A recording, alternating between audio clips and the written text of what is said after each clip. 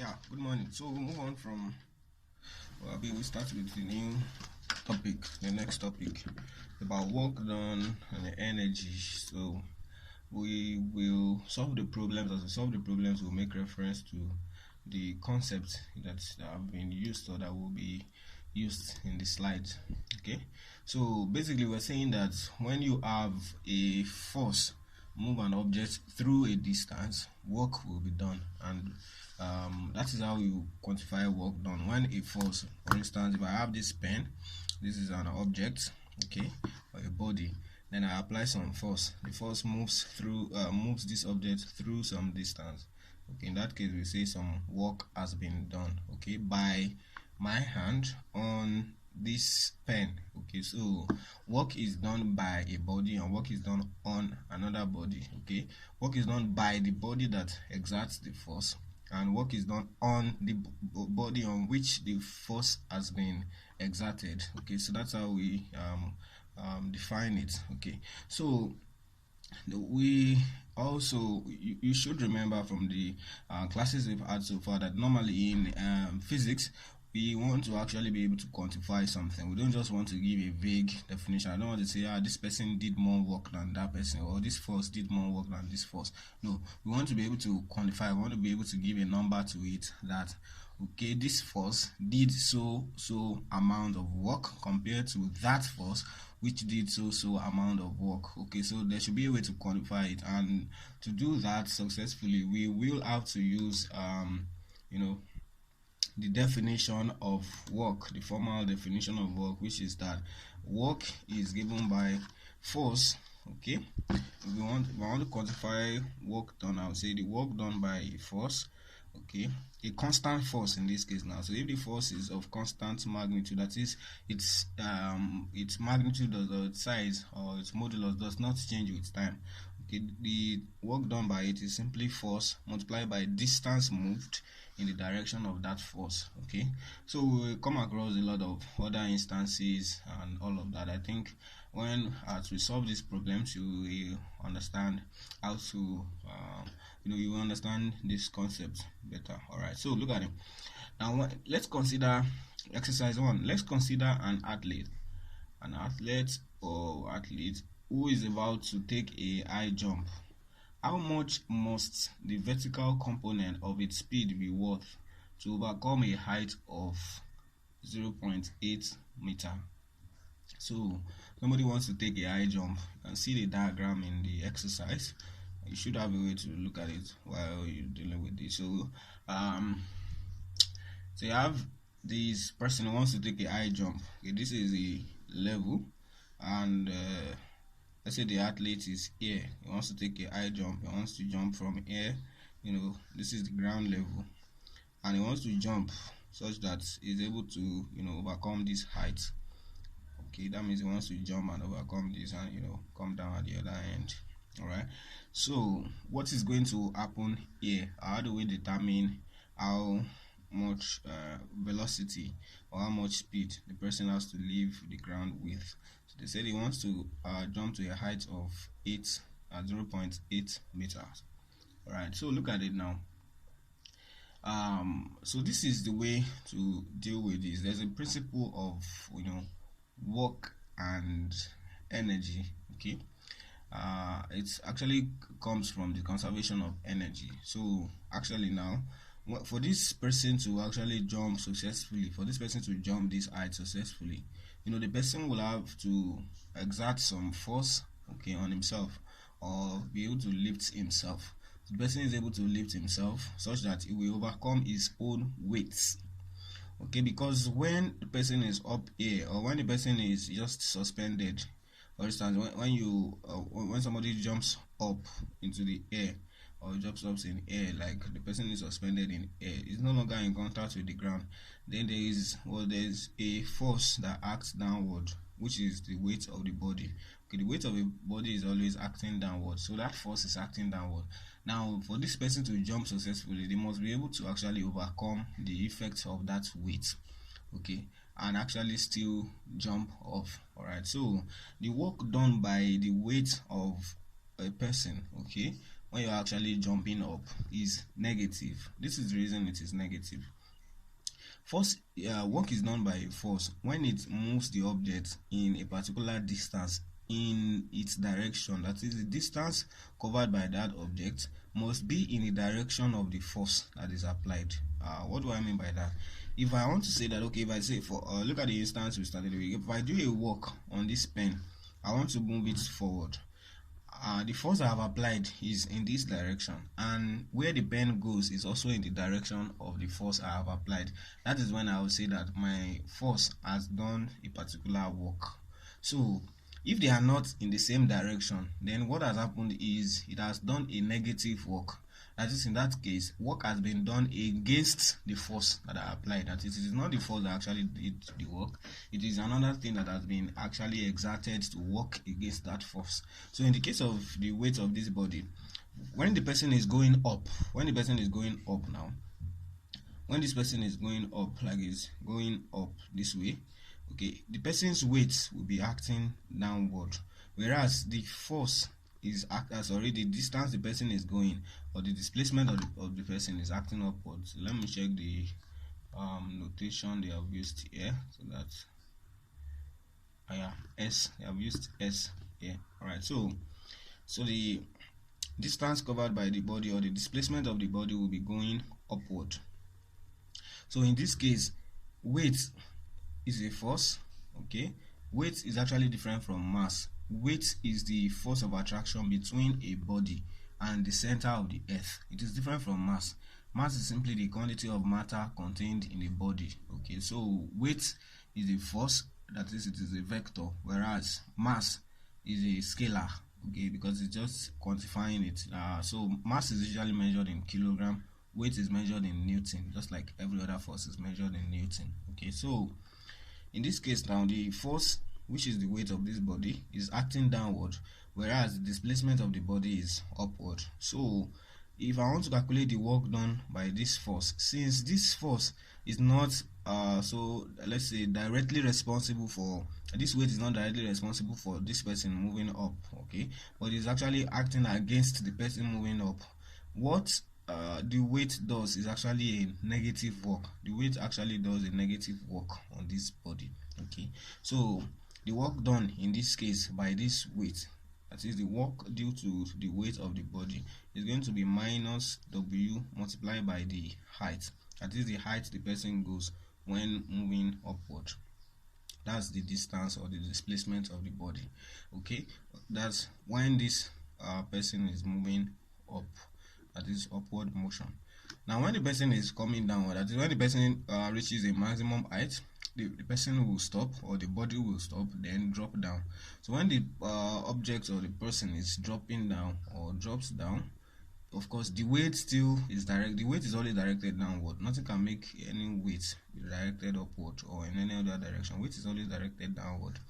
Okay, so when the person is coming down, the distance or the displacement is directed down, and the weight of the body is also directed down. So in that case, the work done by the weight is going to be positive plus WH when there is a downward motion. Okay, I hope you can tell the difference now. So of course we know that the weight of a body is usually given by the mass of the body multiplied by the acceleration due to gravity at the point of location of the body. So the acceleration due to gravity actually varies with location. That is why we say that mass is always constant, but weight varies depending on the location of the body. But mass is the same thing anywhere in the universe. Okay, but of course, for most cases we'll be dealing with, or for all cases you will actually come across, mass, the acceleration due to gravity, G, is usually assigned 9.81 meters per second square. I don't know, you can check out your materials to be sure, and in some cases 10 meters per second square is used, but it's just approximately 9.81 meters per second. And then in some materials also you can have it as 9.80 meters per second square. So they're just approximate values, but I think this is the most accurate of them. So this is what I will use in this illustration when there is need to use one. Alright, so that means the work due to this weight can be written as minus mg h in this case, where h is the height, jumped through by the body, or height, or the vertical distance covered by the body. All right, whereas in this case it will be plus, mgh. Okay, so this mgh is also called the potential energy of the body. Okay, so what do we mean by energy? What do we mean by work? Okay, what we're saying is that when you do work on a particular body, the body actually possesses energy as a result of the work you have done on it. It's just like you are actually imparting energy on the body. That's why we say we are actually doing work. For instance, if you get your car, you enter your car and you switch on the engine and you set it into motion. What you are doing is the engine force is now beginning to do some work, and as a result of that work, the vehicle, that is the entire vehicle itself, now possesses some energy. That is it now. The entire vehicle now possesses some ability to do work. Okay, we say energy is the ability to do work. So that is what we mean by that. That is, the one that is doing the work is like it is transferring energy. Okay, the one that is doing work, the body that is doing work is transferring energy to the body that is receiving the work. That's what it is. Okay, so I'm doing work on an object. That means I'm expending my own energy or transferring my own energy to that body. Okay, so if in the case of the vehicle, now when you start the vehicle and it starts moving, now the vehicle has received some energy as a result of the work that the engine or the transmission system has done on it. So in that case, in the case of the vehicle, we say that it has received some kinetic energy because it was initially at rest, it is now moving. Kinetic energy means the energy possessed by a body by virtue of its motion. So it is given by this relationship. So you will also come across kinetic energy. Kinetic energy is given by half mv square. Okay, so the reason this body has this kinetic energy, of course all bodies will have mass. Okay, that's normal. The reason this body has the kinetic energy is because it possesses some velocity or some speed, because it is moving. So if the body were not moving, it would not have kinetic energy. Okay, so kinetic energy is the energy possessed by a body by virtue of its motion. All right, so but in this case, in the case of the work done by this weight, you would see that in this case, this work, when you do the work, that means you're actually imparting some energy on this body. That is, if I lift off myself now and I'm in the air, while I'm in the air, I actually possess some energy. That is, by virtue of my position above the ground, I can actually do some work. What do you mean by that? It's just like if I jump off into the air, and I land on a crate of egg, you know what is going to happen? It's going to break off. I don't need to do anything actually. I just the fact that I'm actually in the air, I possess some energy. So by my landing, I'm actually exerting the energy I possess. I'm actually transferring it to the egg, and the egg is going to break because of that. Do you understand this idea? So that is the way it works. It's just that when you talk about its energy is some ability to do work. When you boil water, for instance, and when you are actually transferring energy to it, when you boil the water, now when the water boils, the molecules have now received the transfer of energy, and what happens as a result? The average kinetic energy of the molecules of the body, which is given by the temperature of the body, has increased, and because of that, the molecules now move faster than they would naturally move. So because of that, because they possess more kinetic energy than they naturally possess, there will be, now the average kinetic energy increase. There will be some molecules that will possess higher kinetic energy compared to others, and that is where evaporation will come in. That is when you have boiling and all of that, because now the molecules can move faster. They now possess kinetic energy. Now that kinetic energy can do work. For instance, if you pour water in a pot, you're boiling in, and you actually cover the pot. When the water starts to boil, they can actually raise the pot. Raising that pot is some work they can do because they possess kinetic energy. So energy is ability to do work. Okay, so doing work simply means you are transferring energy. Basically, that's what it is. Okay, so now in the case of this, now when the body has jumped into the air, or the person or the object is in the air, okay, because it is at a certain distance above, or is at a certain level above the ground level, or a certain height above the ground level, it possesses some energy, and that energy is called potential energy. Potential, just like a normal English word. When you say something has potential, that means something can be used for something, or it has a certain advantage that has not been tapped, or that has not been used, or that has not been harnessed. Okay, so a body that is in the air at a certain height above the air actually possesses some energy that is yet to be harnessed. So that is what it is. And by the time it lands, if it lands on another object, that's when you will know that yes, it actually possesses some energy, because you can break something, you can use it to make something, you can actually you can actually harness that energy, in a controlled manner, so that you can do some work that you decide to do. So that is what that is. Okay, so potential energy is the energy possessed by a body by virtue of its position, okay, with respect to a particular reference level. Okay, so when the body jumps off, it possesses some energy, okay, given by mgh. Okay, so it possesses some energy due to the work done by the weight, or the work that can be done by the weight of the body. So mechanical potential energy that we have here, and it's electrical potential energy. So what we're dealing with here is mechanical potential energy. So the mechanical potential energy that we have here, I can say it is the potential, or the untapped ability of an object to do work as a result of its height above a particular reference level, okay, or as a result of its position above a particular reference level. So that is that about that. All right, so yeah, you get it. So I guess that's a start about that. That is quite simple. That's what you actually do when you for instance, if you have, let's say I have a nail, normal nail. Now I want to hit a nail on this platform.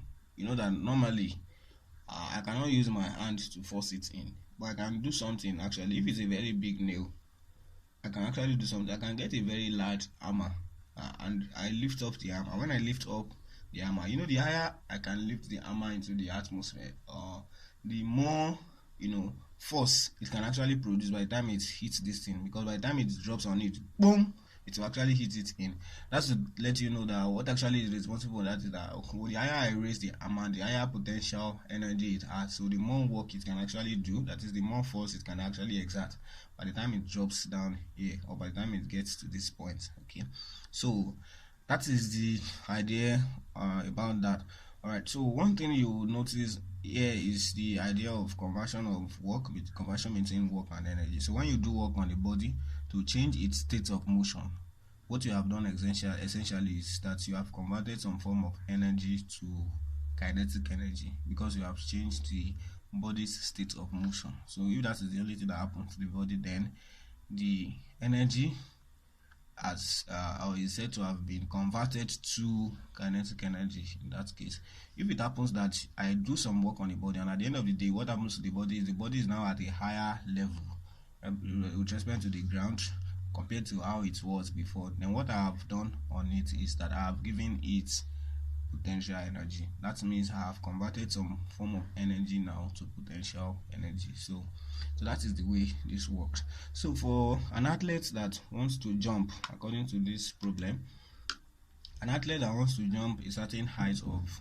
0.8 meter. So what must happen? The thing is this: before you can jump, you know that weight is working against you. You have to overcome the weight that is going to act against you. Okay, so that means at the end of the day, when the body gets here, or when the athlete gets to this height, that is its highest point, or their highest point, at this point they are going to possess a certain potential energy, which is given by mgh. So for them to be able to possess this particular energy, they must at least have the same amount of kinetic energy while leaving the ground. because it is the kinetic energy the body or this person or this athlete possesses while on the ground that would actually sustain them while in the air. What do I mean by that? It's like if you want to jump, like if I just want to jump like a very short distance, I don't need to actually, lift off myself, or I don't need to actually leave the ground with a high velocity or with a high speed. Okay, because I don't want to jump too fast. It's like compare what happens when for instance if you want to jump a gutter ahead, you go in and you see you see a gutter and you want to jump it. Normally if your leg is not long enough, you actually want to jump, you want to run. Some people will even, some people will actually dress back. When they dress back, then they run off from the back, so that by the time they get to that point, they will have, developed some speed. Then they will take off, palm, so that they will jump the gutter. But if it is short, you will not need to do anything like that. You can even use your one leg and just jump it and go over it, and that will be fine. So I don't know if you have done this play before. They usually call it suwe. When you have something like they will rule lines like this on the ground. Oh, this is usually done on the ground, and you have something like this. So you throw your seed somewhere. Maybe you throw your seed here. You go, you jump from here, pam, pam, pam, with one leg. You come here, you have to jump where this one is. Go, go, go.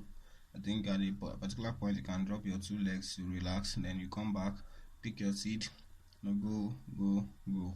So what do I want you to know here? The thing is that now as you proceed, when somebody actually builds a house, maybe they build their own house. I don't know if you've played this kind of game before on the ground. If they build their own house here, now anytime you are passing, you are not allowed to step on someone else's house any longer. You have to jump it. So if you now drop your seed somewhere around there, you will have to jump these two. So you see that most times if you have played this game before, you can remember by the time you jump from here, you get to this point. Now you want to jump all of this. What some people will do is they will just shift back very far away, then they will run so that by the time they step here, bam, the next time they will lift off with a so high velocity that pam, by the time they will now land here. So they will have had enough energy to jump this ahead. Imagine that another person has now built a house, another person has now built a house here. So now you don't have an option, you have to jump from here to here. So you have to jump, pam, so you have to go, you have to shift further back, so that by the time you get here, you will lift off yourself with a higher velocity and land yourself here, pam. So that is the way it works. Why you will do something like that is so that by the time you get here, you will start off with a very high velocity. So you will jump to a very good height. At the end of the day, you're going to cover enough distance. Of course, that is projectile motion. I think you may still get there. So but the same principle applies. You want to lift off with a higher velocity so that you can cover a longer distance. All right, so that is the idea with this also. Now what is going to happen? The person is going to lift off themselves with a particular velocity here. So I'm gonna call that velocity v0. That is the original velocity.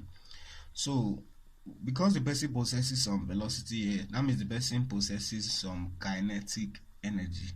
So by the time the person reaches the final height, your final height, or at the highest point, you essentially stop moving. So when you stop moving, that means you have zero velocity at this final height. And when you have zero velocity, it means the kinetic energy is zero. So what has happened? Now the kinetic energy has become zero, but the person now has potential energy. So it is the potential energy that will now be responsible for the person dropping back down. So you get it. So the person dropping back down it is due to the potential energy of the body that the person is able to drop back to the ground. So what is going to happen for this jump to be successful? The person must possess enough kinetic energy here that will be converted to potential energy here. Okay, so we know the potential energy at this point is mgh. We know the potential energy at this point is the kinetic energy at this point is half mv. Here v is v0 squared. So we are saying that the kinetic energy here must be large enough to give this required potential energy at this point. Of course, we have made a fundamental assumption here. The assumption is the fact that the energy is completely conserved. I mean, the energy, kinetic energy is completely converted to potential energy, which is not the truth, or which is not the case in reality. In reality, you are jumping in air, and because there is air, there's going to be a friction due to the air, which we usually call viscosity in air. But don't disturb yourself about that for now. There's going to be friction in air, which is going to drop this total energy. It's going to work against the body and drop the total energy, so the person will not be able to jump up to this height. But that's a lot of calculation, a lot of things to worry about. So at this point now, they just want you to know that in the absence of all those things, or in an ideal case, the kinetic energy here will be completely converted to potential energy at this point. So that's the principle we will apply here. So for this person to jump successfully, kinetic energy when the person takes off, okay, must be equal to the potential energy at the highest points. Okay, so that is how the jump takes place. It's just a conversion between kinetic energy at takeoff to the potential energy at highest point. All right, so kinetic energy at takeoff is going to be half mv square, where v is the velocity at takeoff, which must be equal to mgh.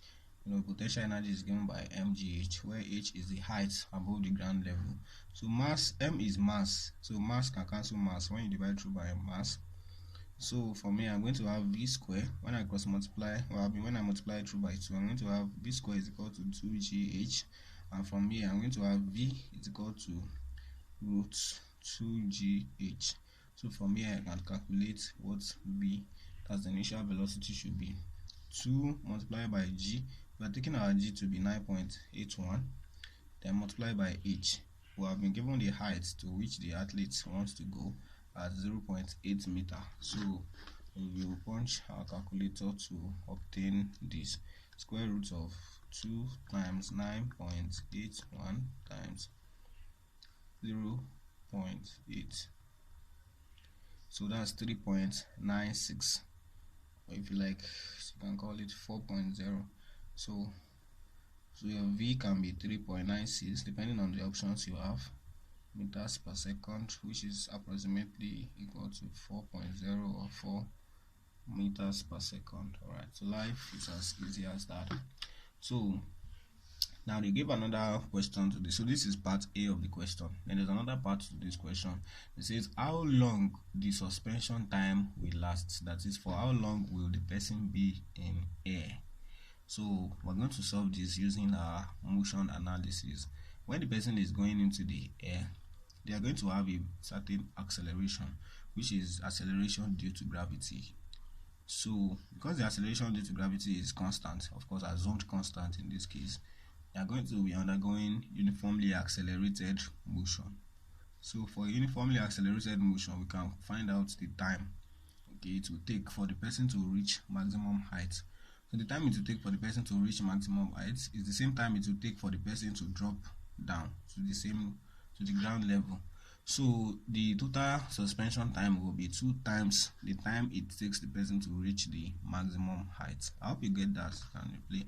Said that the time it will take this person, the time of suspension, that means the total time the person is in air, is going to be equal to the time it will take the person to go from the ground level to the topmost to the highest point, plus the time it will take for the person to go from the highest point to the lowest level. That's the total time of flight, or the total suspension time. Okay, and to do that, we will proceed as follows. So we know that the body is undergoing motion under gravity. Okay, and now for its upward motion, we can do for its upward motion alone, then we'll multiply our time by 2. So in this case, the acceleration of the body is minus 9.81 meters per second square. Why am I using minus? Because the velocity is decreasing. When the body is going up, the velocity will be decreasing. The velocity is initially v naught, which we have found to be 4. then the velocity will decrease to 0 by the time the person gets to the maximum height. So the velocity is decreasing, and when the velocity is decreasing, acceleration is 0. From our previous work, you should know that acceleration is the rate of change in velocity. So if velocity is decreasing, then that means the rate is negative. Okay, and we know that it is under gravity. So because it is under gravity, it's going to be equal to minus g. So whenever a body is moving under gravity, that it is falling freely or flying freely, the acceleration is going to be given by g. All right. So that's one thing that we know. Another thing we know is its initial velocity. That is the velocity with which it leaps the ground. We know that to be 3.96 meters per second. We also know its final velocity, that is the velocity at the highest point is 0, because it eventually stops when it gets to the highest point. So then we know, now we want to find the time it will take for this thing to happen. That is the time it will take for its velocity to go from 3.96 to 0. Alright, so we have how many parameters? We have 1, 2, 3, 4. So we have the 4 parameters we need. So what we look at is what is the equation that we know that connects these 4 parameters. Okay, just like what we've done in the past. We have the equations of motion. Okay, so look at the equations of motion. We talked about this the other time. So now we have V naught, we have V, we have T, we have A. So the equation that connects them is V is equal to V naught plus AT. So I'm going to use that equation right here. V is equal to V naught plus AT. Why can I use this equation? It is because those equations are equations of uniformly accelerated motion. And we have established that when the motion of a body is uniformly accelerated, its motion parameters are given by those equations. Alright, so this is a uniformly accelerated motion. What is uniformly accelerated motion? Motion with constant acceleration. So the acceleration here is 9.81 meters per second square. It is constant. Constant means it is not changing. Okay, so because of that I can use this. So V is 0, V naught is 3.96 plus A is minus 9.81 multiplied by T. T is what we are looking for. So from here we can make T the subject of the formula. T is going to be equal to 3.96 over 9.81. So we're going to do that now. 3.96 divided by 9.81. So this is going to give us 0.403 or 0.404. T is equal to 0.4. I'm going to say 0.4. So that's the time. That's the time it will take this body to go from this ground level to this level. So that means the total time of suspension will be 2 times this time that we have found. So the total time of suspension, let's call it capital T, will be equal to 2 times T, and it will be equal to 0.8 seconds. So that is the total time of suspension. That is how long the suspension time will last, or how long the suspension will last. So that's about that for exercise 1. Alright, so we can move to the next exercise. Exercise 2. So we will now deal with the next exercise, which is exercise 2. Alright.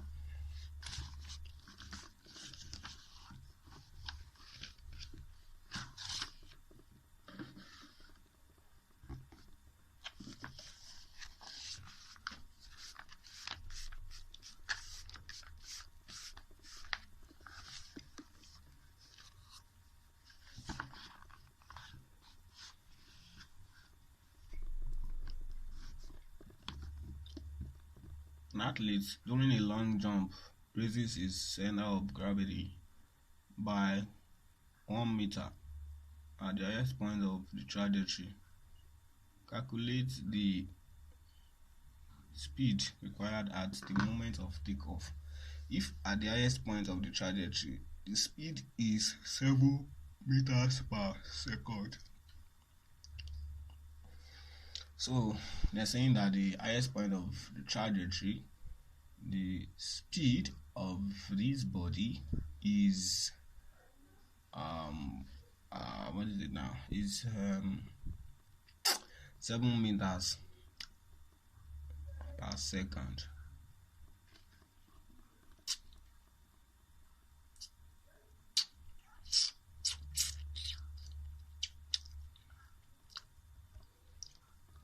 So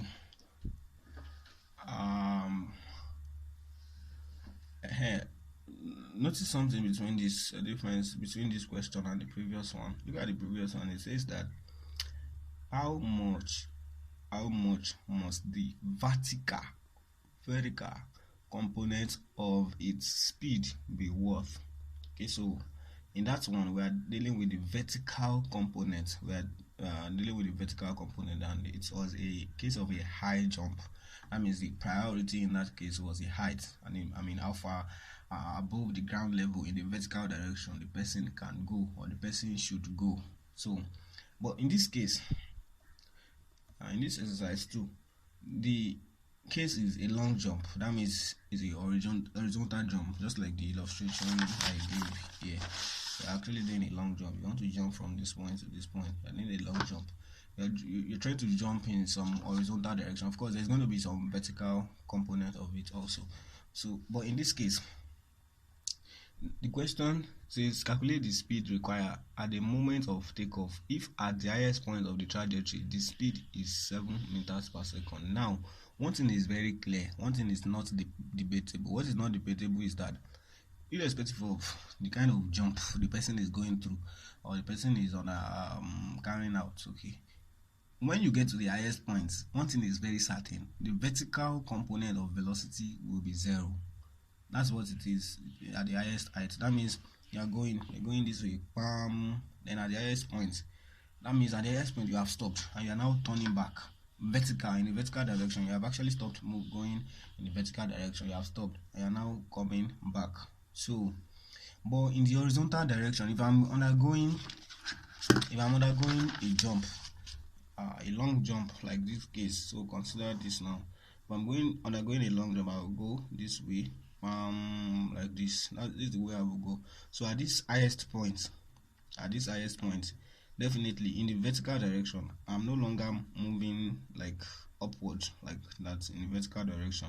So in the vertical direction, at this point, okay, the velocity is 0. That means velocity in the vertical direction is 0. Yeah. But in the horizontal direction, I am still moving. So in the horizontal direction, I am still having a certain velocity Vx, which is not equal to 0. If it were equal to 0, that means I will just stop going in the horizontal direction here and probably turn back. But that is not the case. I'm still going in the horizontal direction. So the velocity, the speed they refer to here, when they say if at the highest point of the trajectory the speed is 7 meters per second, that speed definitely is the horizontal speed. That is, the speed is in the horizontal direction. So that's why they are emphasizing that it is a long jump. So that is the speed here. It is not possible for an object to be in its maximum height and still have a vertical speed. It is not possible. So at the maximum height, the vertical component of the velocity is always 0. That one is it's based on observation. It's not a debatable theory or something that will depend on the problem we are solving. It's a constant case. All right. So now let's consider this problem. Let's see how we can tackle it. So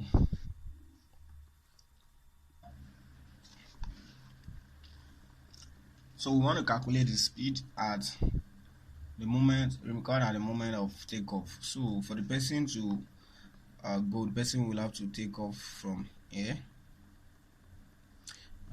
such that at the highest point the velocity is still this.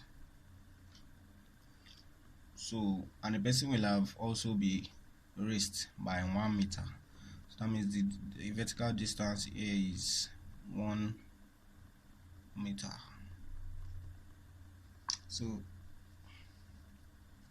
that's the point. So in this case, the speed here, okay, the speed we are referring to in that equation is of course the total speed of the body. I mean the actual speed of the body. It is not a component of it that we're referring to, but the speed here is just going to be in the horizontal direction. So at this point, the body is going to have a particular speed, and at the same time it's going to be at a certain height above the ground level. And at this point, it is on the ground level and it has a particular speed. So here, let's say this is 0.1 and this is 0.2. So when the body is here, its velocity v1 is what we are looking for. We don't know it. Its height above the ground level is 0, because this is essentially the ground level where it took off from. Okay, I hope you know that. Okay, so but when the body gets here, its height or its velocity v2, they told us it is now 7 meters per second, and its height above the ground level is now 1 meter. So they've given us this, so we're good to go. So now there is conservation of mechanical energy. We're assuming that of course there is conservation of mechanical energy. That means that the kinetic energy here, or the kinetic energy and potential energy the body had here, is the same thing as the kinetic energy plus potential energy that the body has here. That means the kinetic energy the body has here is now converted to both potential energy and kinetic energy. So that is that about that. So we're going to say that the mechanical energy, okay, at the point 1 is equal to the mechanical energy at the point 2. That means we are saying that the cause there is no wasted of energy. We are assuming there was no friction present to dissipate the energy. Okay, so mechanical energy at point 1, that means kinetic energy at point 1 plus potential energy at point 1 is equal to the kinetic energy at point 2 plus the potential energy at point 2. So that means half mv1 square plus mgh1, this is h1, this is h2, is equal to half mv2 square plus mgh2. Why am I not putting m1, m2? It is because it is the same body, the same mass of the athlete. So if I divide through by m, so they're going to cancel out like that. Then I know that h1 is 0, so this one is 0. Whatever I have here is going to be 0. So that's all. That means that that means half v1 square is equal to half v2 squared plus gh2. So when I put all the values I have here, v1 is what I'm looking for. So 1 over 2 v1 square is equal to 1 over 2 v2. So they told me v2 is 7. So this is 7 square plus g. So I'm taking g to be 9.81 multiplied by h2. So h2 is 1. So from here, when I multiply through by 2, I'm going to have v1 squared is equal to this will become 7 squared plus 2 multiplied by 9.81 multiplied by 1. So from here, I'm going to have v1 is equal to square root of 7 squared plus 2 into 9.81, of course multiplied by 1. You can ignore that. Alright, so that's my v1. So I'm going to have square root of 7 squared plus 2 times 9.81. So this will give me 8.28, or say 8.3. So v1 is equal to 8.3 meters per second. So that's the velocity with which the person must take off, or the speed required at the moment of takeoff. So that is that about exercise 2.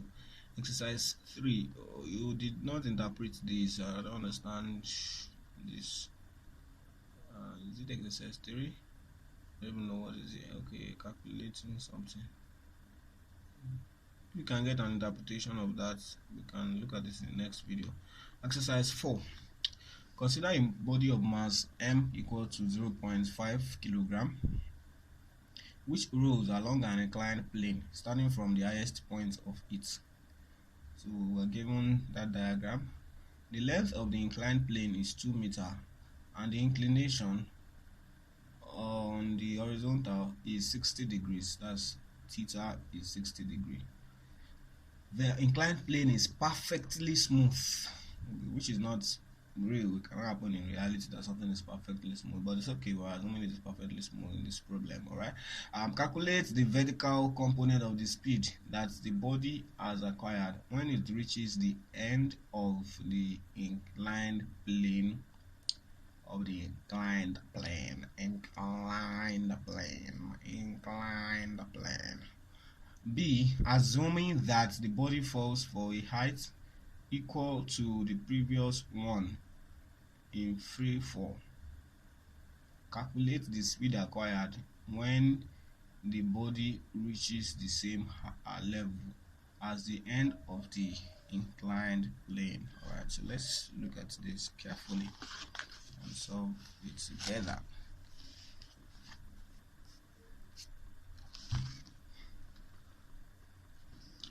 So we have a particular body. Look at this. This is the inclined plane. You can remember inclined plane from our previous work.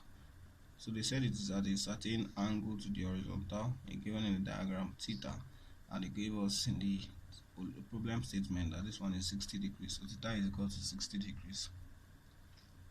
And they told us that we have a particular body is coming from the highest points, okay, and it's moving down, like down the inclined, okay, down the incline, it's moving down, and they told us that the mass of this one is 0.5 kilogram. Okay, so they said the length of the inclined plane is 2 meters.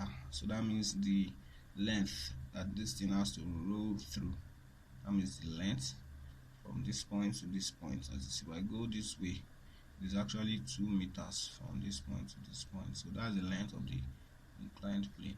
Okay, so from this we can actually get the height of that is the initial height of this body.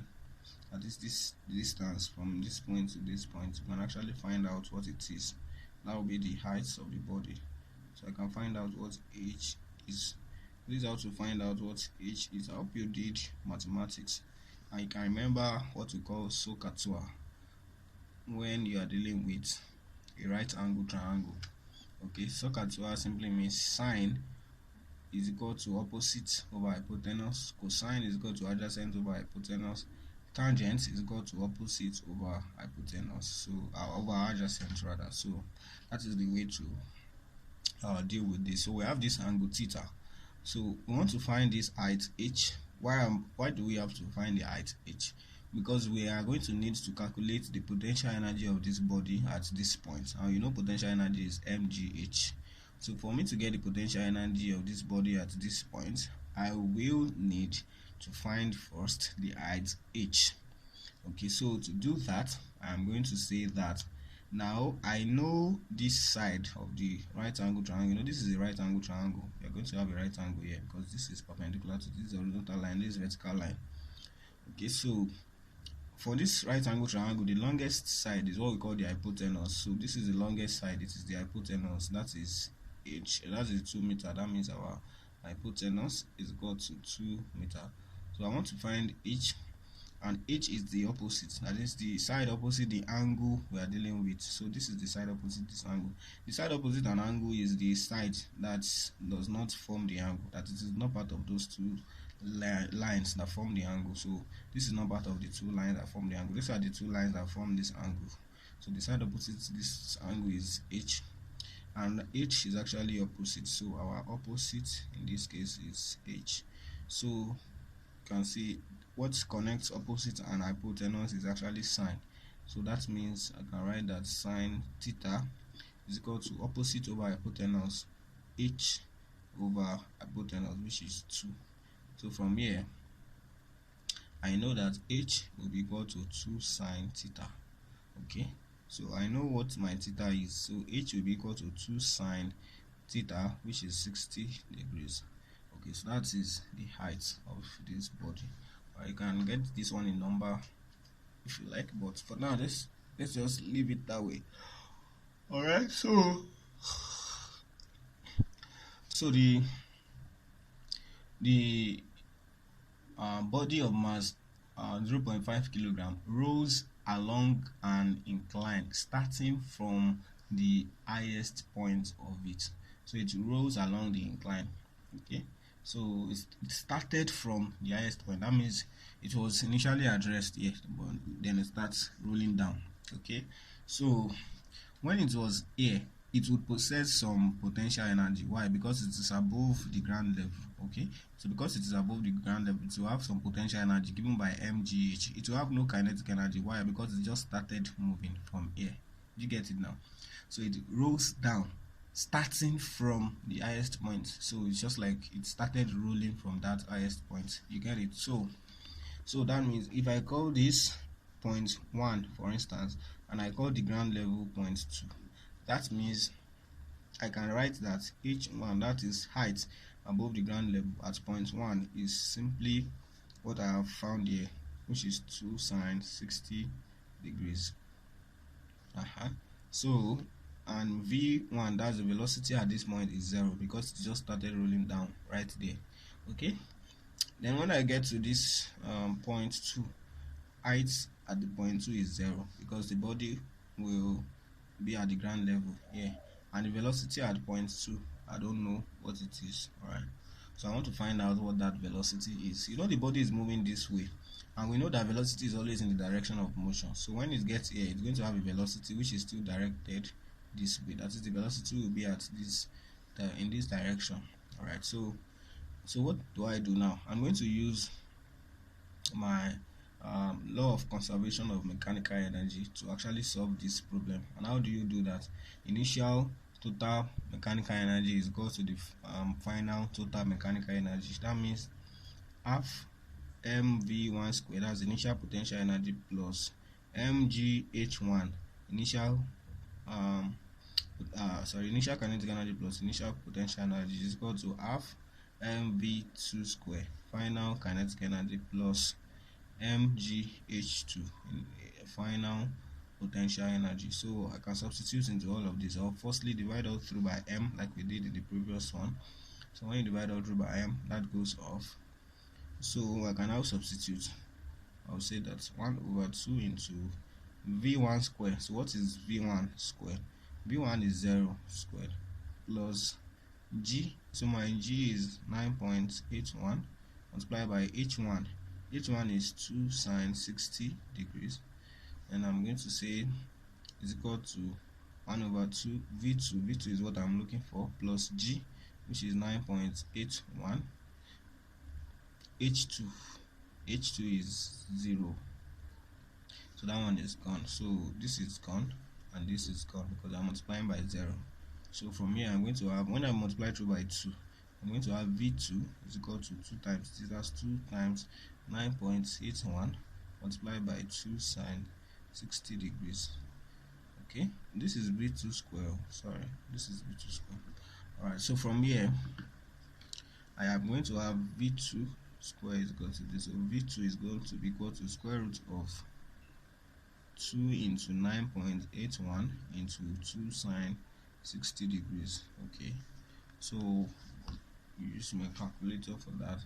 Square root of 2 times 9.81 times 2 times sine 60.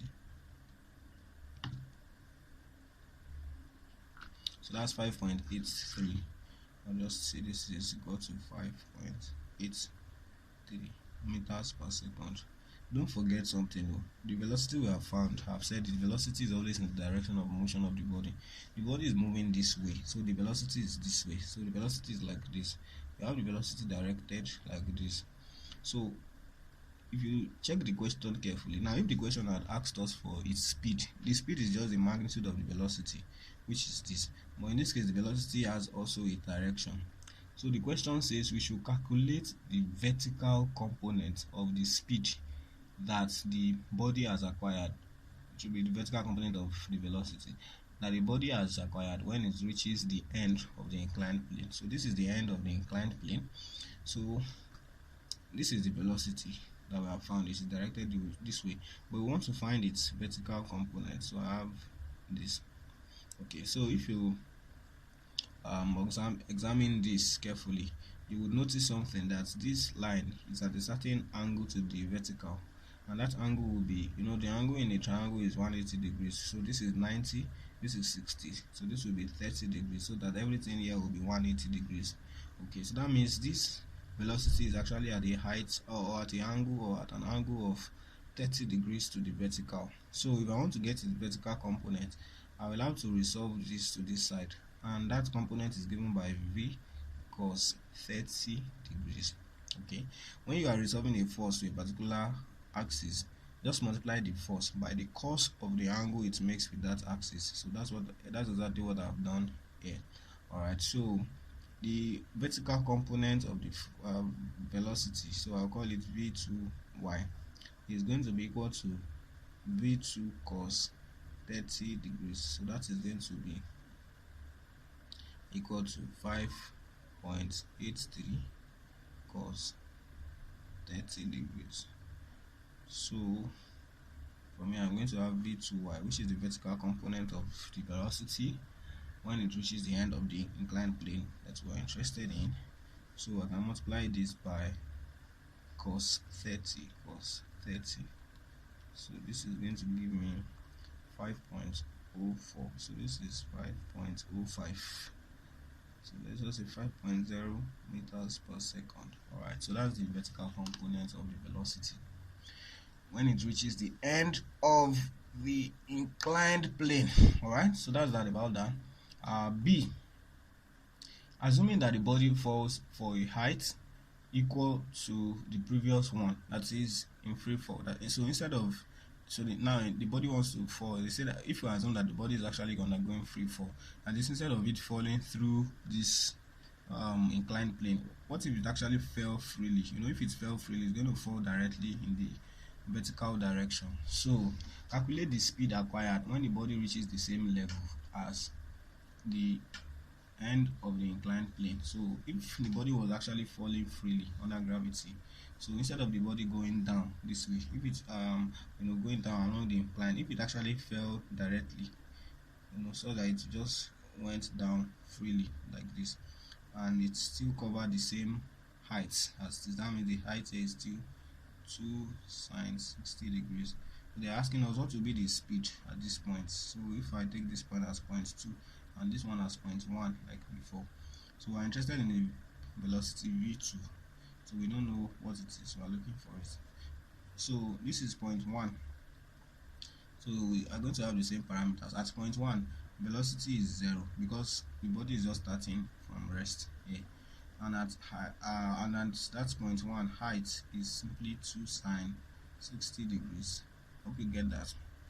And so at the point 2, the velocity is what we are looking for. We don't know what the speed will be when it gets here, and then the height is now 0 because the body has reached a 0 level, just like the body was at 0 level right here.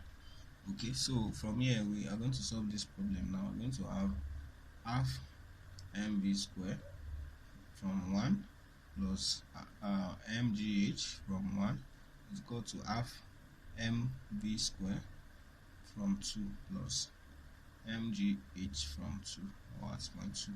So from here, when you divide through by m, you're going to have 1 over 2 into v1 squared. So v1 is 0 squared plus g, which is 9.81, into h1, which is 2 sine 60 degrees, is equal to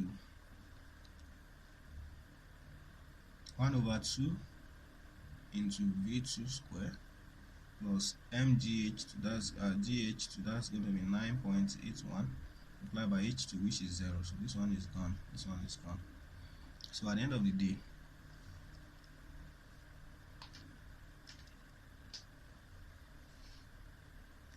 I'm going to have my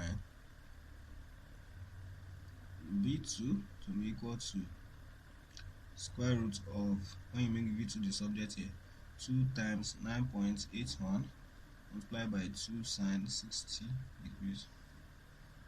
Okay, so that's like the v2 we had here. So this is going to be 5.83 meters per second. So that will be the velocity, and it will be in the vertical direction. So the only difference here is it's at the same velocity, but it was not in the vertical direction because the body was going this way.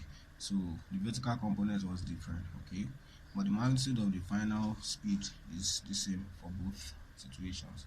All right, so that is that about that. So this is the second answer, this is the first answer. All right, so because they want us to get the vertical components in the first case. All right, so I guess that is that about that. So we'll move to the next one. So they said we should calculate the speed in exercise 5.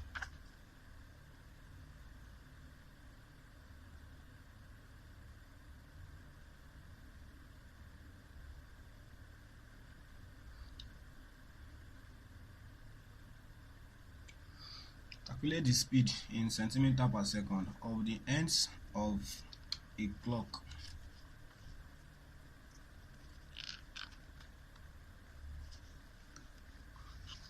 of the hands of a clock, knowing that of the hands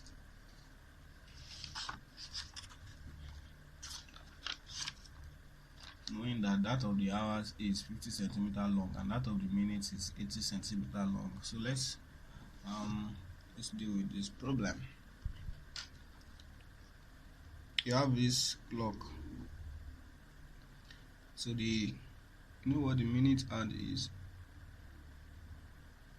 The minute hand in this case is on 12, the hour hand is on 7. The hour hand is the longer one, the minute hand is the hour hand is the shorter one, minute hand is the longer one. So this one is 80 and this one is 50 centimeters. So they want us to calculate the speed of the hands of the clock. So this is how to get speed.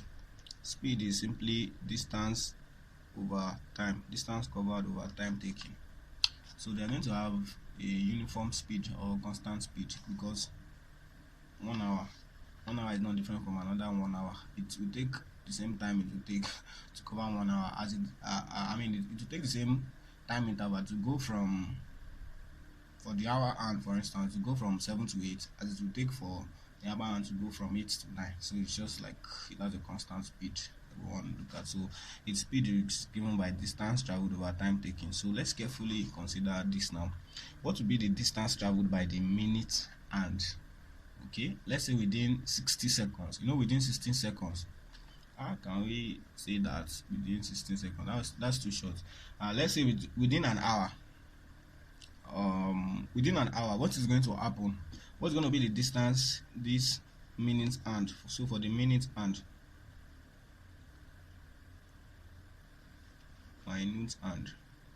so for the minute hand, what is going to be the distance it covers? So let's say that the minute hand goes from here, blah blah blah, and it returns to this point. That means it has covered a certain circumference. You get, the question says calculate the speed of the ends of the hands. I hope you understand what that means. That means we are just interested in the hand. We're just interested in this particular point. That is, how far or what distance does this particular point cover when it travels like this? Do you get now? So for this point now, it will go in a circular track. So it's going to cover a complete circle within an hour. It is the minute hand. So within an hour, that's 60 minutes. It's going to cover the circumference of this. And how do you get circumference? Can you remember that from mathematics? Circumference is given by 2 pi r. So r in this case is the radius, that's the length of the minute hand. So we're doing it for the minute hand first. So we know that within an hour, that is for within 1 hour, the minute hand will have covered 2 pi r distance. It will have gone this way. So the length of the circumference it will have covered will be 2 pi r, where r is 80. So I can use that to get its speed. So they want me to get the speed in centimeters per second. So That means my distance will be in centimeter and my time will be in second. So I know that within 1 hour, so 1 hour is 60 minutes. That's 60 times 60 seconds. I hope you understand that 60 minutes, 60 seconds make 1 minute, and 60 minutes make 1 hour. Alright, so that means the time it will take is 60 times 60, and the distance it will have covered is 2 pi r, where r is 80 centimeters. So they want this one to be in centimeter and this one to be in second. That's when our answer will now be in centimeters per second as specified in this problem. So from here I'm going to have this to be the speed for this. Let's use v instead. So the speed for the minute hand is going to be distance traveled, which is 2 pi multiplied by 80 all over which is in centimeter, all over time, which is 60 times 60, which is in seconds. Alright, so from here we're going to get our results. 2 pi multiplied by 80, 2 shifts pi times 80, okay, so divided by 60 times 60, 60 times 60. So at the end of the day I'm going to have this 0.139. so this is 0.139, or let's say just 0.14 centimeters per second. So that is what you have for the minute hand. So let's do the same thing for the hour hand. For the hour hand now, the hour hand is going to be going this way. It's going to be going it's going to form, or it's going to go in a trajectory of smaller radius, because this one has smaller radius. So we are looking at how far or what distance it ends will cover. So it ends will actually go this way, bam bam bam bam bam bam, and return here. Okay, so for the hour hand,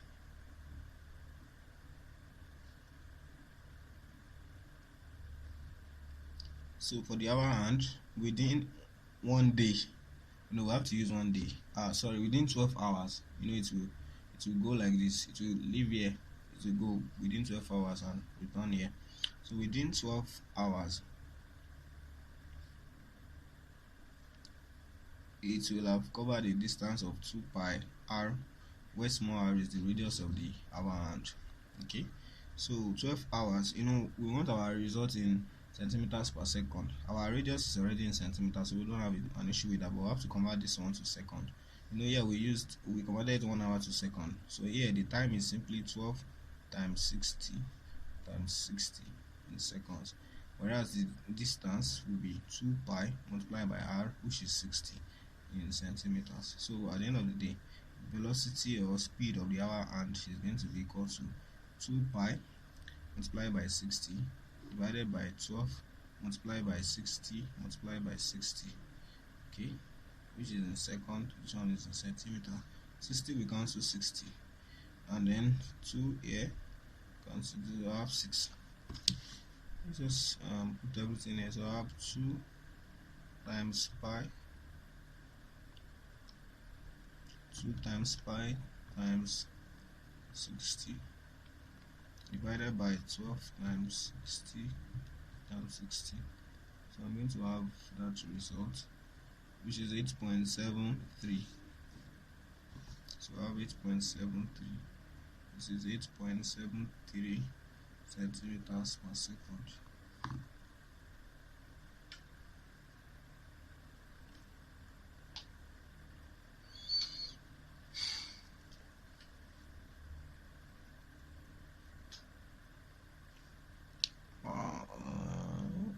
Does this make sense?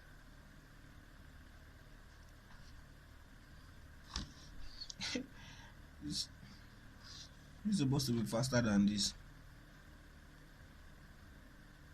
Abi, what do you think? This is meant to be faster than this? Yes. Is there an issue with what we have done?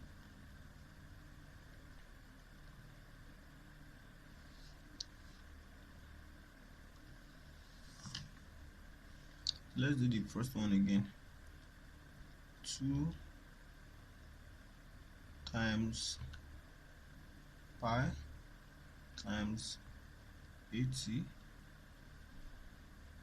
divided by 60 times 60,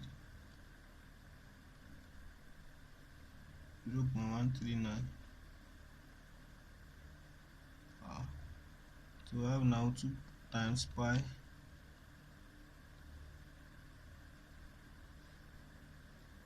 2 times y times 60 divided by 12 times 60 times 60. Oh, 0.73 times 10 to the power minus 3. I'm on that. So this is yeah, times 10 to the power minus 3 centimeters per second. So I was wondering, this has to be less than this, far less. Or if you like, you can put it at 0.00873 centimeters per second. So that's what it means. It means that you have actually moved this forward 3 times. 1, 2, 3 to get what we have here. That's what the 10 to the power minus 3 means. I think we talked about that in the last class. Okay, so that is that for 1 to 5.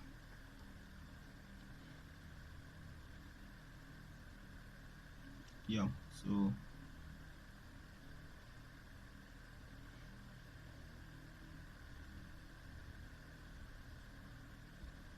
we've covered some time. Let me see if we can have this finished off here. Now, exercise 6.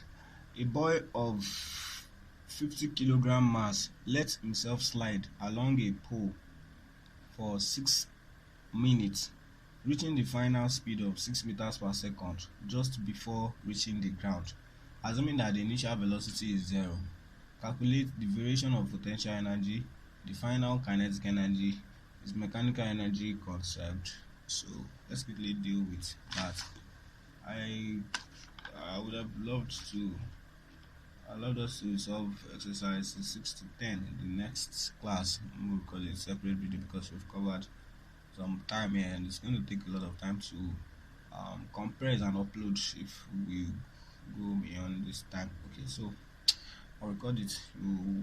I can do the recording immediately this is done compressing. Alright, so we'll have to finish this so that we can move to the next topic.